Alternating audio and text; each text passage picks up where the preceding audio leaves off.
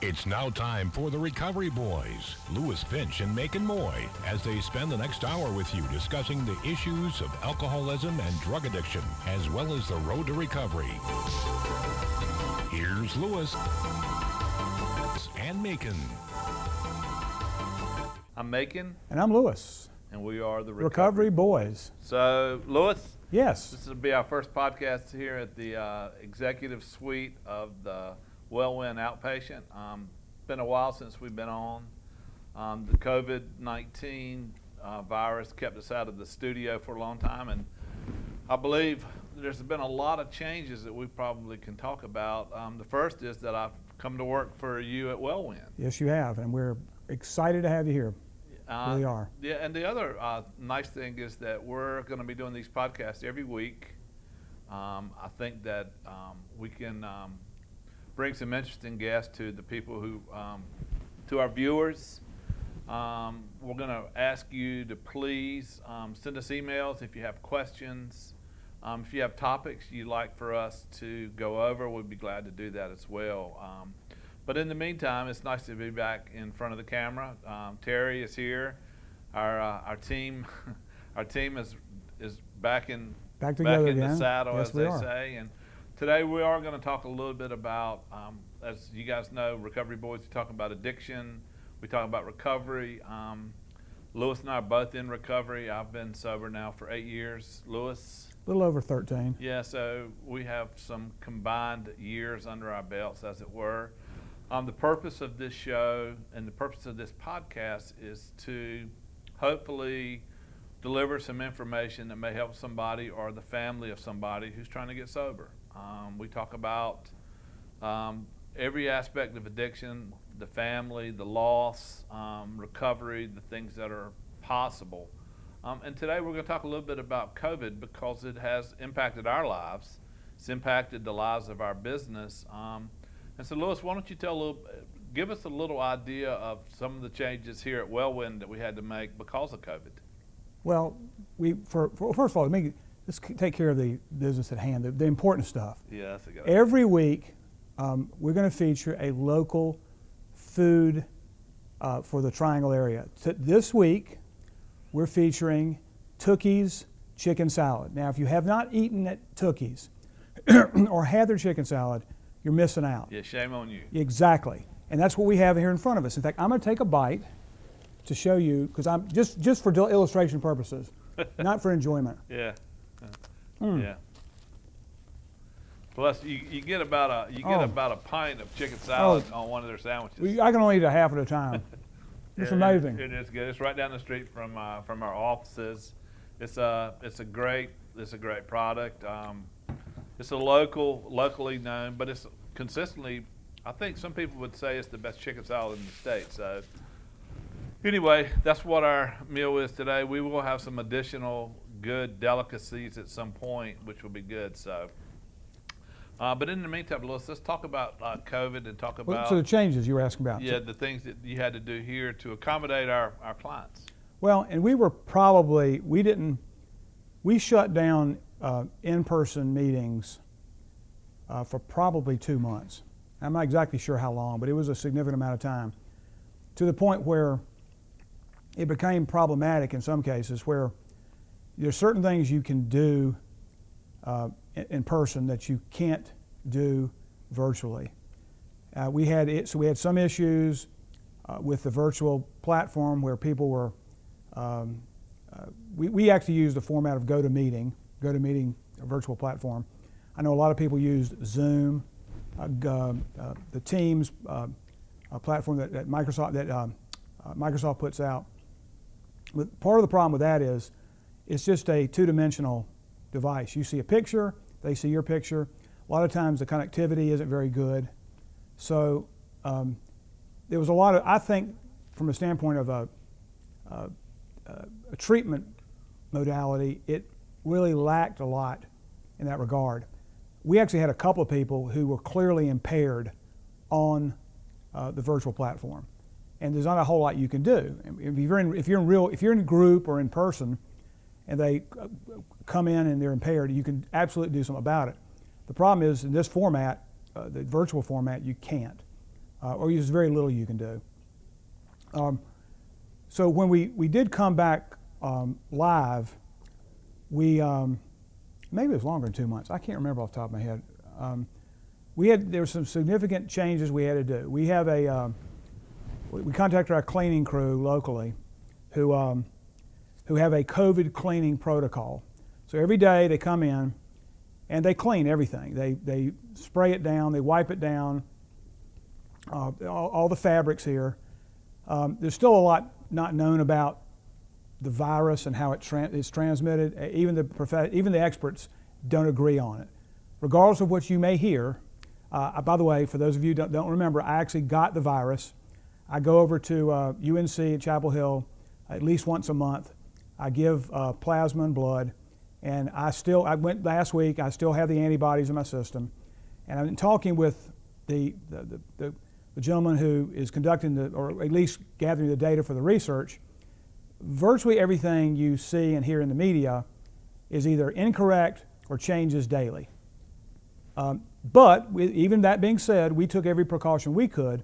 The COVID cleaning we do with our cleaning crew is one that the chemicals they use will last 24 hours regardless if you touch it or not. So if I were to come up, if they coated this chair with the product, I could touch it and it would still be there 24 hours later. Yeah. The products like Lysol or those kind of products, they say they're good for 24 hours, but that's if you don't touch it. So that was the first thing we did. We then added some big machines. They're air filtration systems. Yeah, air filtration systems that we've had two large ones because we have a large group room and a large client area, both of which take the air and filter it and put out, take the bad stuff in the air and filter it out and spit back out stuff that's not contaminated. We've got cleaning products all over the place. I've never owned so many cleaning products in my entire life. We have Lysol dispensers everywhere, hand sanitizers everywhere.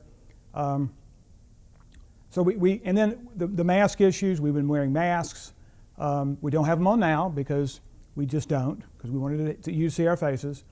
But we have... Maybe you wish we did have our That's mask. a good point. Maybe you should wear a mask next time. We'll think about that. Yeah. But that's... And all the other little idiosyncrasies we do, we take temperatures when people come in. The fact of the matter is, and this is my editorializing here, all of this stuff we're doing right here is very preventative. It's preventative.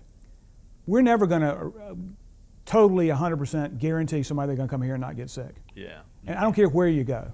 Right. We're doing the best that we know what to do, given what we got to work with, and to be able to treat people live and in person. Yeah, and I think that one of the comments, or some of the comments we've heard from our group members, is they are so happy to be back in person because there's a certain amount of, one of the interesting concepts, or one of the interesting things that come out of a group is energy, and you can't get energy from other people on a computer screen. No, not at all. Now I will say that the insurance industry has embraced this telemed. And so you're going to see a lot more telemed options for you, especially in the counseling side, because it doesn't require the physician to actually examine you in person. But we have discovered that for what we do, it is so much better and so much more effective to do it in person than it is to do it through a computer screen. So well, plus what we also have found during this mess is that so many people have been home isolating and creating huge issues. I think we talked about this right before we stopped broadcasting last time. We did, yeah, we did. But it's just that the isolation part has been fueling a good chunk of what we've been saying lately, and it's not just addiction; it's the mental health issues. I mean, we're a touch society. It's very, even though you might not be an extrovert, everybody wants to be around people. They've got to be around people. They have to interact with people. Yeah. To keep at least keep a grasp of what's going on, and keep your sanity. Yeah, I think that there's two studies I've got here that I pulled off. But these two paragraphs, I think, speak volumes to the conversation that we were going to have today. It's people with addiction also have depression, anxiety, and other mental health concerns. During COVID-19, the constant flow of stressful news may lead to increased feelings of worry, anxiety, and stress. Although turning to alcohol and/or drugs may temporarily help you feel better, they cause changes in your brain that will make you feel worse. It is imperative that you seek out healthy activities that will help alleviate stress, anxiety, and depression. Take a break from the news and social media. Watch comedy, read a book, explore a relaxation or deep breathing app, or call a friend. And this is the other one where it talks about being prepared, and this is the thing that in our individual counseling sessions, and also just for us personally, I mean, we're no different than the people that we help. I mean, we're in recovery, we go through the same stress. We're seeing, I mean, how many times can you watch a news cycle where anything good comes out? Everything is gloom and doom and the world's ending and it's just horrible. But the one thing that this really caught my eye this morning is addiction thrives on secrecy and love to catch people off guard. It can progress quickly, especially during COVID-19 social isolation. If you're dealing with strong cravings or relapse, contact your provider immediately, and if possible, include your family or close friend. So that social isolation, I mean, one of the things that we're seeing, especially in the older population, is that death can actually come from being isolated. I mean, from lack of social, people need to be around people. Well, and to your point, and Macon, you know the story, I had an aunt up in the Henderson area who, before this, was living in a nursing home. And last time I saw her was in mid-March. She was, I wouldn't say she's thriving, she was 87 years old at the time, but she was not anywhere close to dying. And over the next 4 or 5 months, because of no human interaction other than a staff member from time to time who would come in and drop off a plate of food or, you know, I don't know, look at her. There was no personal one-on-one interaction. She died. And there's no other reason for it that I can determine, because she wasn't sick, that other than her normal just age issues. She passed away about a month ago. And there's no, and the only thing that would explain it would be the lack of human interaction. Well, and not only. And she, by the way, and she didn't have coronavirus. Yeah, you know, and it's not only is it the lack of social interaction, but it's also the dependence on televised product, social media. So you got everybody on their phone, and the ability to become more depressed or more anxious grows tremendously when you start looking at all the stuff that's coming out. Mm-hmm. I mean, there's not enough good programming for people like us. And you know what? I mean, reading a book, going outside, exercising, all the things that we ask people to do is just, I mean, having to be around other people in public spaces is you're being told not to do that. Right. Gyms, all the things that these healthy places we're being told absolutely got a social distance. And so I think that we as a society are struggling. As a matter of fact, we're getting a failing grade on surviving this. And I'm not talking about if you got the epidemic. I'm talking about the social anxiety and the depression and all the things that can come from it. One of the other, and you know, we talked about this when we had Fritz Healy, and he was talking about how beer sales were up and the thing. Just to remind you guys, to make his point, we had a gentleman on right like the last second or third show before we stopped. Yeah. Who was a wine beer distributor, and he gave me. I've been quoting this comment since he said it. He said that during April, when he could not sell to restaurants or bars, his business was up 140%. Yeah. Well, so here's another. This is another study that I just pulled off this morning. In mid-August, the Centers for Disease Control, the CDC, revealed the results of a survey conducted in late June that opens a window into just how serious the psychological and emotional impact of the coronavirus pandemic is for Americans from all walks of life. Now listen to this.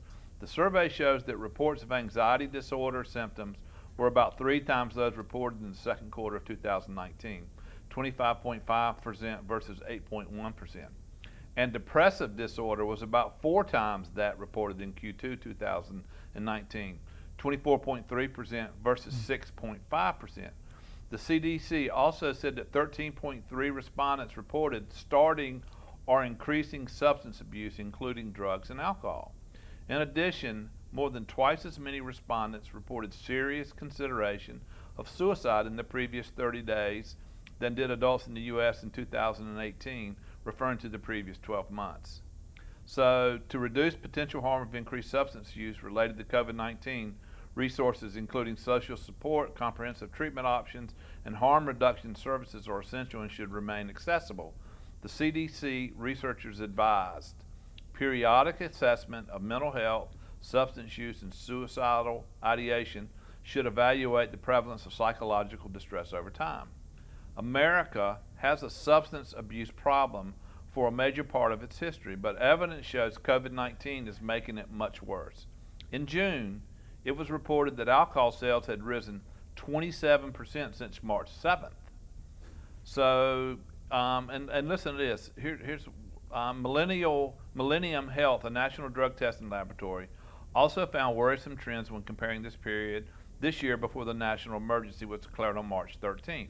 March 13th was the day that it was officially it was declared, to the period from the end of May. It found an increase of 32% for non-prescribed fentanyl, 20% for methamphetamine, 12.5% for heroin, and 10% for cocaine, accompanied by an increase of 18% in suspected drug overdoses. And so, how a lot of people in society have decided to deal with changes in lifestyle include drinking, using drugs, allowing their depression, their mental illness to just get worse instead of actually looking for help. One of the things that I think that one of the reasons that we decided to bring people back in is because we didn't get a real good sense that our telehealth or our virtual counseling component was effectively helping our people deal with these issues. Correct. I would agree with that. And in fact, to take it even further, if you think about this, if you are an employee or even a business owner and your local government has come along and shut you down with no end in sight. So it's not like there's a beginning and end of this thing. They just kind of parcel it out as they see fit. And I'm not judging anything. I'm just stating facts here. No matter where you live, at some point the government came in and put restrictions on who could open, and you're not getting paid. And a good chunk of this country is working paycheck to paycheck. That uncertainty creates stress like you've never seen. And how we react to that is, as Macon said, through alcohol and drug use. And at some point it's going to catch up with everybody. It just has to. And you've seen, one of the things you didn't mention was domestic abuse. Yeah. Domestic abuse is on the rise. We know that for a fact. So the whole scenario is like a perfect storm. I'm not saying I know the answer to this stuff, but my concern is the cure worse than the disease? And we won't know that for some time. I'm willing to predict, however, it will be unless we understand that this disease is going to be with us for a while, and that certain people are more susceptible to getting it than others, and those that get it are more susceptible in some cases to it doing them more harm. As an example, as a 64-year-old male in relatively good health, I never thought I was in danger of dying. It was uncomfortable as hell. In fact, people asked me how I feel about it. I was annoyed because I had the breathing issues. And breathing is, as I've said multiple times, is kind of a prerequisite for living, but I never felt like I was going to die. My daughter got it. I was hospitalized, by the way. My daughter got it, who's 20 years younger than me. She wasn't hospitalized. Right. So it just depends on, I think, who gets it and what their underlying conditions are. Certainly people with COPD and asthma and other comorbid issues or co-issues, are more susceptible to it, and they should be protected. The elderly. But I think, again, I don't have a crystal ball here.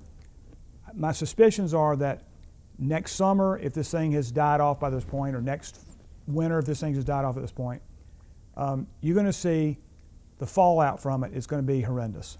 Well, the other thing, hopefully, is going to happen, and listen, we are apolitical on this podcast. Our political views are our political views, and we're not here to talk about that. But I will say that the reporting of the disease is all about scaring the bejesus out of you. And I think that hopefully when this election is over, it'll become less of a big issue. And we'll continue to hear reports about it, but it won't be a political football to be tossed about between the two parties. And so hopefully that will help, because I got to tell you something, if you watch the news, it is the end of the world is right around the corner. And for some people, they live and die with that news cycle. Well, and the fact of the matter is, people get sick and die all the time of this disease and other diseases. Prior to the coronavirus, people got sick and died every day. Now, that sounds like I'm just dismissing it, but I'm not. As someone who got it, I can tell you firsthand it wasn't pleasant. But I did what I had to do, and I got better. However, I could have gotten sick and died. It could have happened with if I'd gotten pneumonia, any disease. It just happens. Right. And I don't know that going to the extremes that we've gone to, and we didn't know, and I get that, but I don't know that going to those extremes have done any better in the long run than if we just let the thing run its course. I don't know. Well, I think one of the things that we'll probably do going forward is we'll continue to address this. We'll bring some of the clinicians we have here at Wellwind to talk about strategies on how to deal with it, because it's not going to go away anytime soon, and I think that's an excellent point. But what we can do is change the way we allow it to affect us. And we teach that, if you've ever been the prisoner of your addiction, then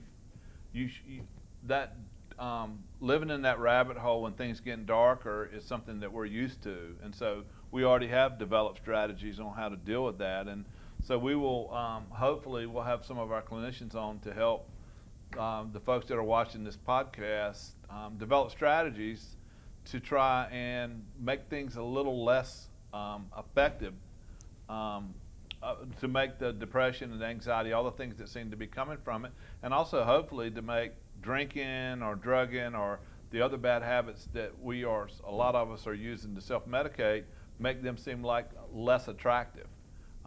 Develop some mindfulness, maybe some yoga, walk outside, mindfulness exercises. And so those are the ways, we teach that here at Wellwind anyway for people that are dealing with substance abuse and mental illness. Well, in the processing part of this, which is lacking, I believe, in the virtual platform, processing is simply coming in and dumping your stuff in front of a group of people and then dissecting it in front of those people that are there in the group. In the end, regardless of what we think about this, our objective is to treat the illness, the disease of addiction. Correct. And the underlying issues surrounding those things, which, as we've said multiple times, is really the issue here. You can get somebody to stop drinking and doing drugs for a period of time. What you do with them after that is really the key to this whole thing. It is. I just had a conversation with a young man who's considering inpatient, and we had a conversation about how valuable inpatient treatment is, that 28 days of stabilization where all your decisions are made for you, and the environment is set up for you to be successful.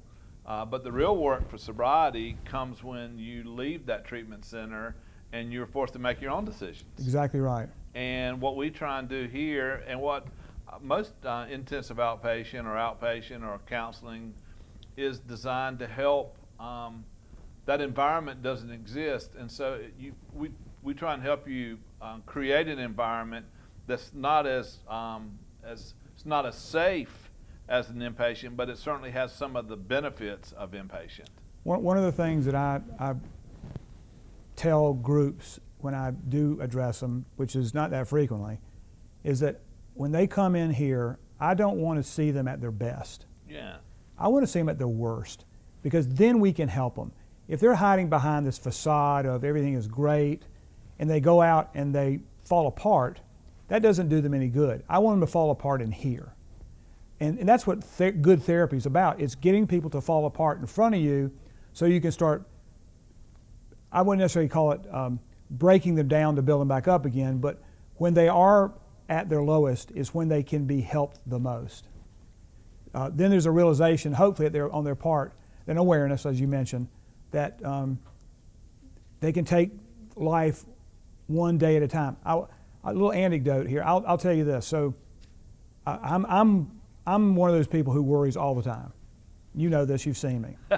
So I worry 100. Not so much, Lewis. But well, okay. Well, it's gotten a little bit better, but it ebbs and flows. So I'm sitting in a hospital bed up at Rex Hospital here in Raleigh, with tubes up my nose. That's the oxygen tubes, and I'm just sitting there and I'm watching the news like an idiot, because that's the only thing you can do there. And I'm watching this doom and gloom, and I'm getting incredibly depressed. I'm just sitting there going, okay, this is the end of the world. And I don't know what convinced me to, but I realized at that point that, and by the way, I didn't know if we were going to have any business. I didn't know where the business was going to go. And I was just concerned about my well-being, the well-being of my wife and my future, and my clients, and my friends, and my daughters and their families.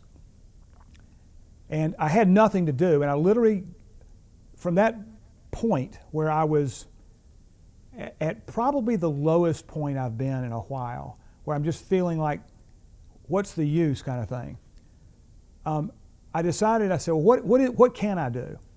Well, I decided to go online, do a little research, and I found there were a lot of people out there. It was a time when the government was helping with stimulus money and that kind of stuff, and I ended up applying for some loans. From loans that probably, had I not been in the hospital doing nothing for 72 hours, I could never have done. I got online. I actually waited on the IRS website for over 7 hours. I could never have done that working. I ended up applying for 4 loans and getting all 4 loans. Now, I could never have done that. That's a positive thing that came out of this huge negative thing. Right. And it just, to me, those kinds of things, and I don't know what really forced me to push forward with that, but it reinforced in me that unless you are 6 feet under, there's always hope. And a lot of times the people we will see and talk with haven't reached that point yet. They feel hopeless. They see their lives falling apart for whatever reason. It could be their fault. It could be their spouse's fault. It could be their children's fault. They don't have the hope yet. And I believe our job is to take the knowledge that we have, having done this for quite a while, and to give them that hope. I think that we certainly should become examples, because listen, at the end of the day, bad things happen. Whether you're in recovery or not, bad things happen. It's really not a question of whether you get some kind of protection because you're in recovery. It's really how you deal with the disappointments. Right. And as you say, I mean, we try and teach, especially in our business, relapse is one of those occurrences that's part of our disease. Correct. People relapse with addiction. We don't view that as a defeat. We don't view that as a negative. We view it as a moment to learn. It's a teachable moment if it's presented that way. And the other thing I think is so important, and I think that families, God knows we've dealt with families who are burnt out on the addict son or the drug addict daughter or the alcoholic mother or husband or wife or whatever. You just don't ever give up on anybody. My wife, Taylor, is always talking about, as long as somebody's breathing, there's a chance for them. And we have seen the most hopeless alcoholics and drug addicts all of a sudden hit that defining moment. Oh, yeah. And all of a sudden they become happy, productive, they're helping other people, all those things that give you something to look forward to when you wake up in the morning. Very much so. And that's one of the things, I know when I was in active use, I hated waking up because it meant that my cycle had started over, and I was going to have to figure out how to get my supply back. Once you've run out of resources, let me tell you how hard it is to get enough money to drink and to do drugs when you don't have any money. Well, you've mentioned to me multiple times that it became a job for you.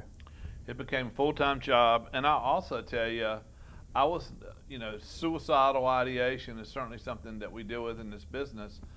I wouldn't consider myself suicidal, but I did have my conversations with my God at night, and I was like, hey, look, if I don't wake up, it's perfectly cool with me, because there was nothing to look forward to. There was no sunshine. And there's so many people out there, and now with this COVID-19, there's less to be happy about. There's more to be worried about. The disease has increased the things that people who already have depression, anxiety. Here's a healthy dose of more. Unless we deal with it as a society, and I forget. Oh, you know what? So Lewis and I, one of the things we enjoyed last week, we went to Campbell University. And we spoke with one of their, I guess it was somebody, mental health class. Or yeah, these were young aspiring counselors for mental health. And we had a long conversation about how embarrassing it is to talk about what a great society we have. We live in the richest country. There's so many great things about the United States. Yet we fail miserably when it comes to dealing with our mental illness. The population of people in this country that don't have resources and have mental illness, they are treated like third world countries. I mean, some third world countries treat them better. Yeah. We had one of the students was in law enforcement, and the fact of the matter, outside of the larger cities, but even in a state like North Carolina, where there's limited resources being spent on mental illness, the local sheriffs have become the mental illness provider. Yes. And so many of our people that are suffering from depression, schizophrenia, addiction wind up on the floors of local county jails, detoxing, having hallucinations, and you've got a whole population of deputies who aren't trained in that, can't offer them any services, and what do we do with them? They release them and put them back out in the public where they go and get in more trouble. So at some point, one of these politicians need to, it's not a very sexy topic, but the way we deal with our mentally ill has got to be addressed at some point, because it's just not humane what we do to them. No, we're not doing them any favors. One time, you're kind of doubling back. You mentioned about relapse issue. Mm-hmm. As I think you alluded to, we look at it as a learning tool. We don't want you to relapse. We don't expect you to relapse, but if it happens, it's part of the process. So most of the time when someone does that or falls back to old habits, they'll actually say to us, "I've failed," or "I've been a miserable failure." Yeah. The way we couch that is that they haven't failed. They've successfully figured a way not to get there. And that's the way I think with all of this, you've got to, every day I wake up, I don't feel great. You don't feel great. I don't. I've got, you drive an hour plus to work. You probably hit some awful traffic. You see some people driving that probably shouldn't have licenses. But in the end, all you're trying to do is to maneuver through traffic and get here and safely, and usually that happens.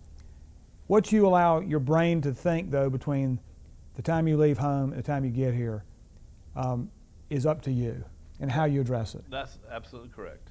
And that's the way, when I am aware, I address life as well.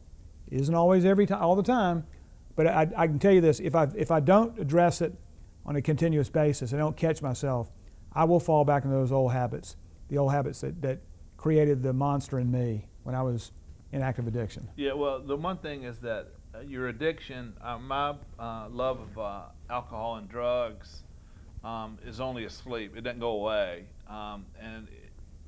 There are things in life on a daily basis that will attempt to wake up that monster. And if it ever shows back up, its path is predictable. Mm-hmm. It will take everything.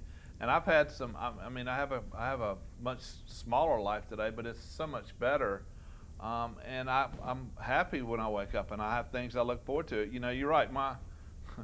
Taylor's always on me because I'm least patient when I'm driving. I mean, I'm irritated. I'm convinced that somebody sent those people in front of me out on purpose to slow me down. Exactly. And so it allows me, instead of being irritated, as my wife always tells me, it's an opportunity to grow and to gain patience. But that, you know what, that hour and 15-minute ride from home allows me to process things. And so instead of being in a hurry to get somewhere, I actually enjoy the ride. And going home at night, I think about the things that we've done, the things that we're working on. We're excited about a lot of the changes we're making here, and there's a lot of opportunity. And you know what, we experience success on a daily basis. I mean, we usually, something good happens almost every day that we're in this business and we're doing what we do. And so that's a whole lot better than me trying to figure out who I can go and steal something from so I can go to the liquor store and get a bottle of vodka. Haven't you noticed since you've been here that when we get into a lull, and it happens every so often, something will happen to, that lull will go away pretty quickly. The phone call will come in that. It's all based on time, and you know, and it is interesting to watch the ebb and flow. But the one thing that we definitely know about this business is that we're never going to run out of patience. It's just it's interesting how they find us. Yeah. It's interesting the way things work. You know, and if you're spiritual, you can see the hand of God. If you're pragmatic, you can understand that the numbers, in our industry, Lewis, in our industry, our ocean of potential clients is growing because of this COVID-19. Right. So real world is actually increasing our opportunity to do business. Well, and as we've talked to folks too before, because this is a world you never want to find yourself in, ever. But when you do, to get information, it's like drinking from a fire hose. I would encourage people to do very little internet searching if you want to find help. No question about because it's all over the place. If you know somebody in recovery, reach out to them first and take it from there. The internet's an awful place to go to get help. It is, unless you're looking for directions to get somewhere, and I'm talking about driving directions. Right. You know, anybody can, and we've seen it firsthand. We actually were going to do we were going to help a client who needed a place to stay, and I was looking through bed and breakfasts, and so I found two really nice ones. I mean, they were unbelievable, and Lewis just kind of looked at me and said, let's ride by them. And he took me to two of the most disgusting neighborhoods, but if I'd have gone by the pictures and what the internet information provided me, I would have put one of my good clients, in a very bad situation. Mm-hmm. And so that's a case in point. And so rely on people in the industry, rely on people who have recovered. I mean, the great thing about the 12-step fellowships, Alcoholics Anonymous, Narcotics Anonymous, Emotions Anonymous, is that those are people who have actually typically recovered and are there free of charge to share their experience, strength, and hope.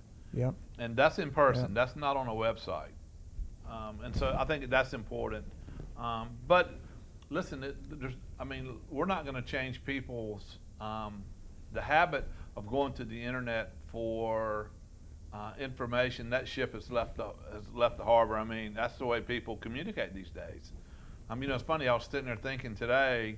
We're in the office, and we have this really fancy phone system, and I marveled that we don't use it. Everybody's using their cell phone. Right. I mean, Yes. Could we be in business with the internet and our cell phones and not even have a landline? No. We could. We could be in business, absolutely, yes. We could. I Yes. mean, the amount of information, the amount of things that phone service will do is relative to the way business was run 10 years ago, not today. Correct. I mean, we live on our computers and our cell phones, just like every other business, or just like almost every other person. So, you know, I think that it's important for us to remember the reason that we love having our group in person and not on a computer is because social interaction allows things that you can't replicate online. Correct. If again, in our business, face-to-face or connecting with those that we know and who know the business is a much better way to get your information. You can save so many steps that you don't have to go through. But both of us know people who've gone to multiple treatment centers, and they've done very well in that bubble, but have come out with either a bad plan or no plan, and have immediately begun doing the exact same thing that put them in there to begin with. Yeah, you know, it's funny, the conversation I just had with a young gentleman who is facing going back into treatment, and I reminded him, they haven't discovered anything new since the last time he was there. I mean, it's the same experience. It's just a matter of following directions and putting yourself, are you willing to put yourself in a situation where you can be successful at being sober? It's no different than if once you learn something, you know it. It's a matter of whether you practice it or not. Well, and to that point, WellWin serves executives and professionals, all of whom at some point in their careers successfully traversed their given job skill and have become successful at what they do. They didn't get there overnight. That's right. So they had a plan, whether it be an actual plan or a plan in their head, that would get them from point A to point B. And so many times, in fact, almost all the time, particularly those in the early stages of getting their acts back together again, will think that a trip to a treatment center, whether it be a residential program or ours, is it. And it doesn't work that way. If you are an addict and an alcoholic, this is a lifelong addressing of an issue. Yep. Has to be, because it's no different than any other chronic illness like cancer, diabetes. They're treatable, but they're not curable, and they have to be treated for a long period of time. They do, and you know, the thing is that one of the things that we learn, especially with this particular clientele, is that we're not used to taking directions, we're used to giving directions. Correct. And that's one of the big challenges we have with this population of people, is that they typically equate spending money with getting better. And I'm going to tell you something. I mean, I think I will forget who we were talking about our own experiences. You know, the first treatment center I went to was based solely on the amount of money we had to spend. My brothers, God bless them, were, you know, they didn't know what to do. Most families, when you find yourself ready for treatment, most families have, there's not a book you can go, you know, there's no guidebook to treatment. No. I mean, you just kind of, and you're also dealing in real-time crisis mode, and so the need to make a decision is always pressuring you. Mm-hmm. So I ended up in this treatment center that was not, if I was going to pick out one, it's not one that I would have picked out. Not that I, you know, Correct. As Lewis says, the addict is the sickest person in the conversation. They should not be listened to. So I went to that treatment center, and then through the grace of God and through just some good breaks, I ended up at a very nice treatment center. But you know what? They were doing exactly the same thing. You know, it was exactly the same message. And so You just served up differently, it right? was just served up in much different settings, obviously. But, you know, it's a matter of developing a plan, sticking to it, surrounding yourself with people who will support you. And it's also sometimes doing things that you just really don't want to do. Well, and even to go into more detail on this, so when I went away to treatment and came out after 34 days, my discharge plan was to go to 90 AA meetings in 90 days, just happened to be AA, 90 meetings in 90 days, get a sponsor, and work the steps of Alcoholics Anonymous. So at that point, I was ready. I had given up. I was ready to do what they told me to do. For the first 90 days, I went to 120 meetings. I went to several, there were several days I went to 2 meetings, maybe 3 meetings a day. If I knew I couldn't go the next day, let's say. So I made up for whatever I was possibly going to be missing. After that, I went to meetings every single day for the next 5 years, because I was, at that point, able to listen and absorb that which the people that had gone before me who were successful at it told me to do. Mm-hmm. It wasn't pleasant. I didn't enjoy going to those meetings and missing out on all the other things I would normally do.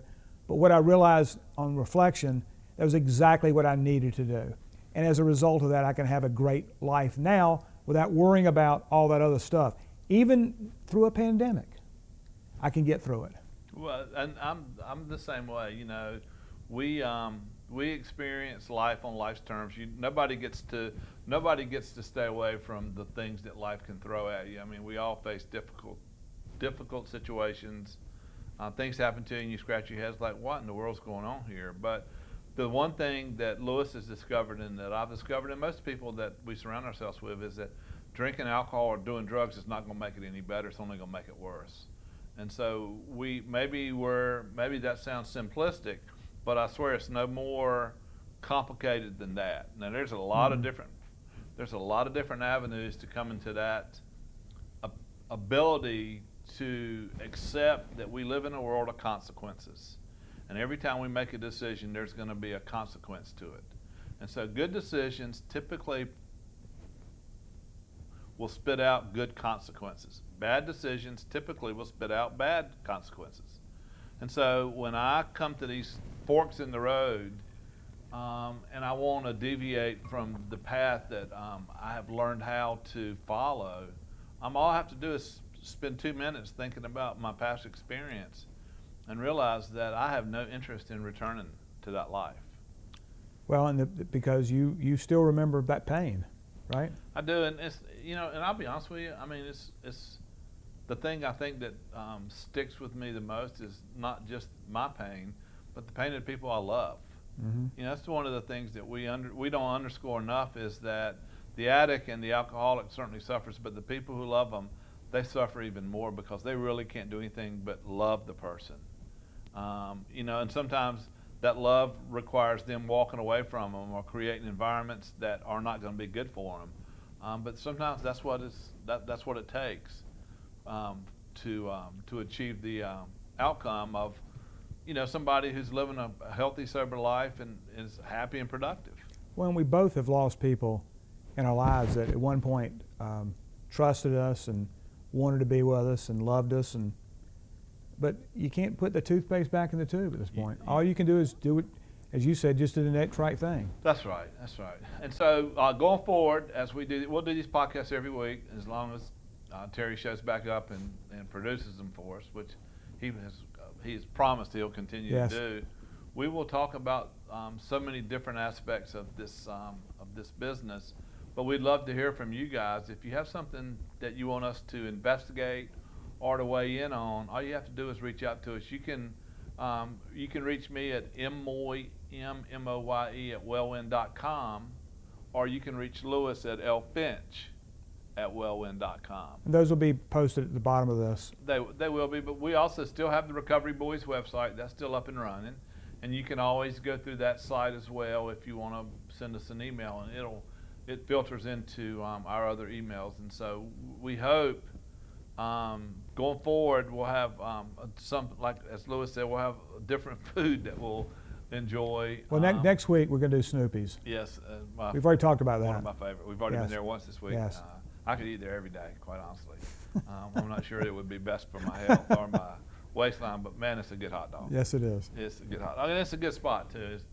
There's anybody who lives in this area has a Snoopy's story. Unfortunately, most of the time it's late at night when you've probably been overserved, but that was also part of our story.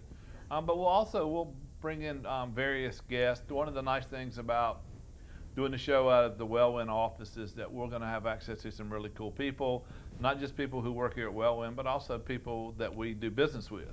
Right, exactly right. Lewis, any other topics that you can think of that we may want to cover going forward? I can't, but I'm sure we'll come up with we had no problem filling that prior to this. Yeah, and so we'll have interesting people. I love real stories, and so we will bring in some people who have survived the disease. We'll bring in the families who have suffered loss and also have recovered a degree of normalcy with somebody in their family. And those are, unfortunately, those are the two faces of addiction. You lose them, and some of them, you save them, and they're reunited with a good way of life.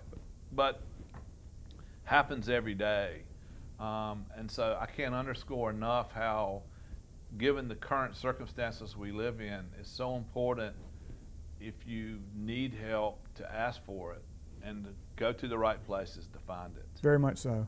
And we are here for you. Yeah, absolutely. If we can help. And Terry, since this is our first podcast, we'll make sure and add our phone number here at Wellwin if you need some help. And by the way, I think it's important for us to also talk about, here at Wellwin, we do serve executives, families, that population, but we get a lot of people who don't necessarily fit that profile, and we talk to them and we help them, and we will find you the resources you need. If you don't fit here, we'll find where you do fit. There's help at every level of this disease, and we know where that help is, and we're usually pretty good at matching the individual and the problem with the resource. And so our commitment to everybody is that a lot of the work we do here, we don't necessarily do for compensation. We do because it's the right thing to do. Correct. And we also have a lot of help. We have a lot of community partners that we refer to and we can confer with that make our jobs a whole lot easier. I will say, I've been in the recovery business now for a short period of time. I am amazed at the community of treatment providers. Yes. And what resources they are and how quick they are to help. Now, it's a business, and unfortunately, the numbers and everything, it's a billion-dollar industry now, but there's a lot of good people. I would say there's more people in this industry in recovery, personal recovery, than not. Yes. And so they typically are in the business for two reasons. First off, to make a living, but secondly, to help people and also help themselves stay sober. So going forward, those are the things that we'll be doing. Louis, anything else? No, just that I'm so glad we're back doing this now. It just, I feel rejuvenated after doing this. Yeah, there's a certain energy that comes with it, and it's always good to see Terry's smiling face. I'm also anxious to get this sandwich, by the way. Well, I think Terry's already called the other half of put mine. dibs on the second half of it, so you might have a hard time eating the whole thing. So that's it for this week. Thank you so much for watching our podcast, and we look forward to seeing you next week. And I'm Louis. And I'm Macon, and we're the Recovery Boys. Listen, thanks, everybody. Go to therecoveryboys.com. This show will be posted quickly. Terry, our crack team here, will make sure that it gets out. Terry is amazing. And we will see you again next week on the Recovery Boys. Louis? Thank you, Macon. Thank you, Louis. I will see you next week. All right. Thanks so much. Guys. Thank you. Good night, everybody.